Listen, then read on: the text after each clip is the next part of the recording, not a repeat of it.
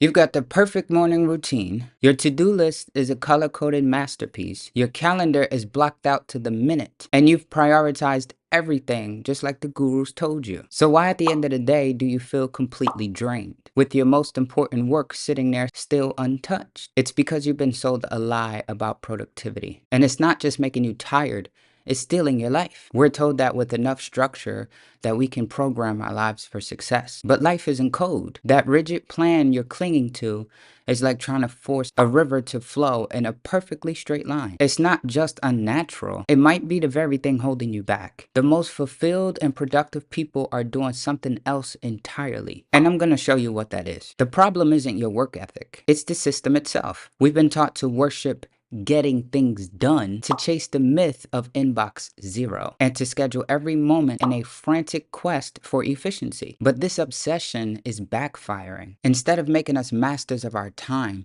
all these life hacks just leave us stressed, empty, and feeling like we're constantly falling behind. We've confused being busy with making progress. It's like running on a treadmill. You're sweating and your legs are burning, but you haven't actually gone anywhere. The endless fight to control every minute doesn't lead to peace. It leads to anxiety. But what if the goal was never to do more? What if it was to do what actually matters? Here's 3 myths that I'm going to bust to prove to you otherwise. Myth 1. The planning fallacy. The first and most tempting lie is the planning fallacy. This idea that a more detailed, more rigid plan automatically leads to success. We're told to time block our days, map out every single request, map out every task, and stick to the schedule no matter what. And on paper, it sounds foolproof. In reality, it's a recipe for frustration. This obsession with hyper-scheduling gives us a false sense of control. We think if we could just plan out every little detail, nothing can possibly go wrong. But life doesn't happen in a vacuum. A call you didn't expect, a meeting that runs over, a task that takes twice as long as you thought, and suddenly your perfect day shatters like a pane of glass. And what happens then? We feel guilty. We blame ourselves for not being disciplined enough, when the real problem was the brittle, inflexible system we were trying to force into a messy, unpredictable world. Now, this isn't to say that all structure is bad. Techniques like time boxing can be great for focus. The real enemy is rigidity. Over-planning is like building a house of cards. It locks you into a sign that crumbles at the first sign of real-world challenge. It kills creativity and spontaneity. Think about it. The best ideas and meaningful moments rarely happens on a schedule. You can't book a breakthrough from 2:15 to 2:45. It's like trying to tell a plant when exactly to bloom. You can nurture it, but you can't command it. A rigid plan doesn't see a detour as an opportunity. It sees it as a system failure. You get so focused on ticking the next box that you completely miss the bigger picture. So what's the alternative? Trade your map for a compass. A map gives you one fixed path. If you step off it,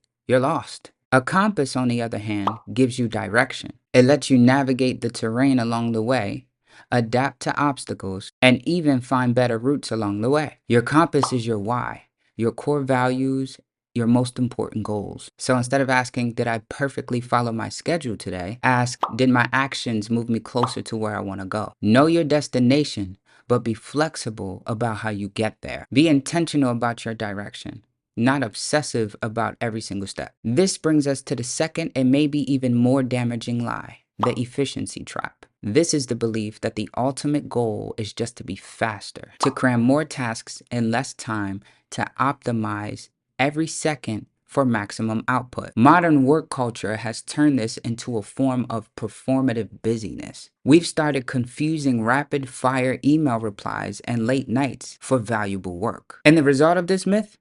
Oh, we all know it. It's called burnout. The relentless race for speed makes us focus on shallow, easy tasks. Why?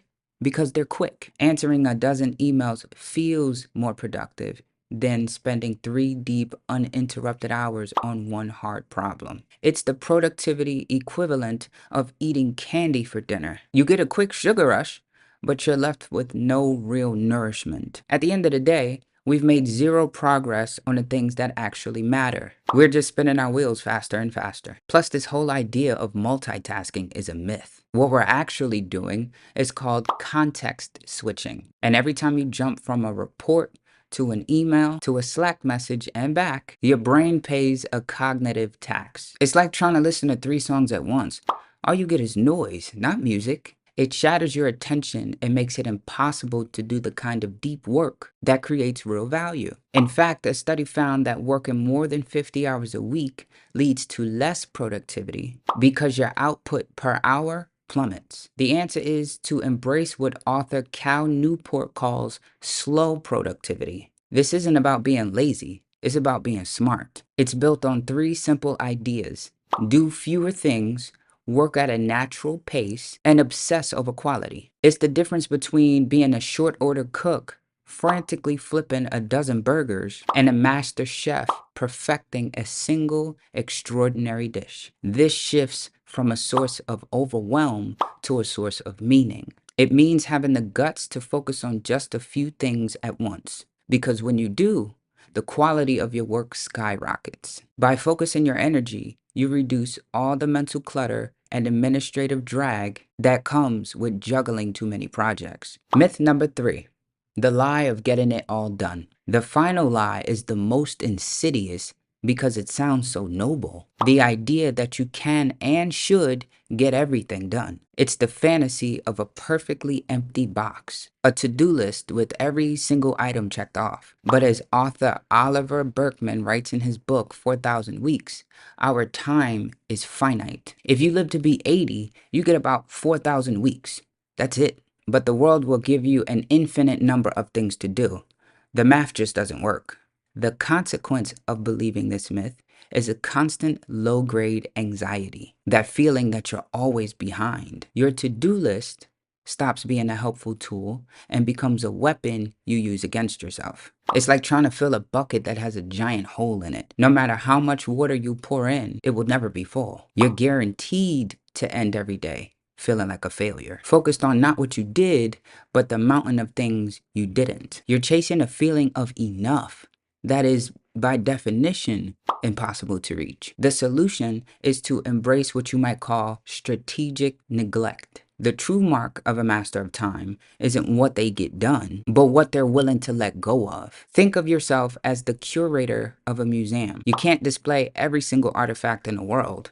You must consciously choose a few masterpieces that tell the most important story. Hard choices are unavoidable, so you have to make them consciously, instead of letting your overflowing inbox make them for you. This means deciding up front what you're going to fail at. You have to choose which battles you're going to fight and consciously decide which tasks and projects won't get your A game. A great tool for this is the classic Eisenhower matrix. It helps you sort tasks not by what's urgent, but by what's truly important. It gives you permission to delete tasks that are neither urgent nor important, and to delegate the ones that are urgent but not important to you. The goal is to protect your time and energy for what truly matters to you. True productivity is not about clearing the list.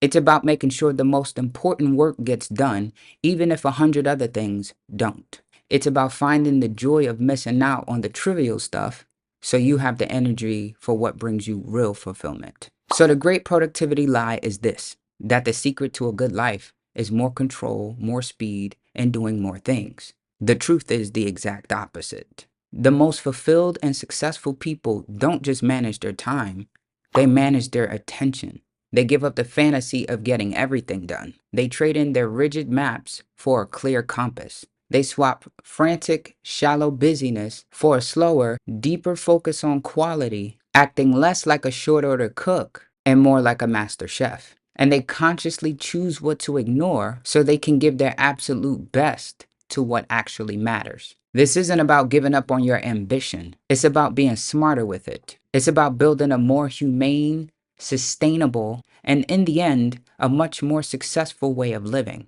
True productivity is not in how many boxes you check. It's about ending the day tired, yes, but tired from doing work that mattered. So what's the biggest productivity lie you've ever fallen for? Drop it in the comments below. I read every single one. And if this resonated with you, hit that subscribe button. And then go and check out this next video on how to build a work life that actually feels good.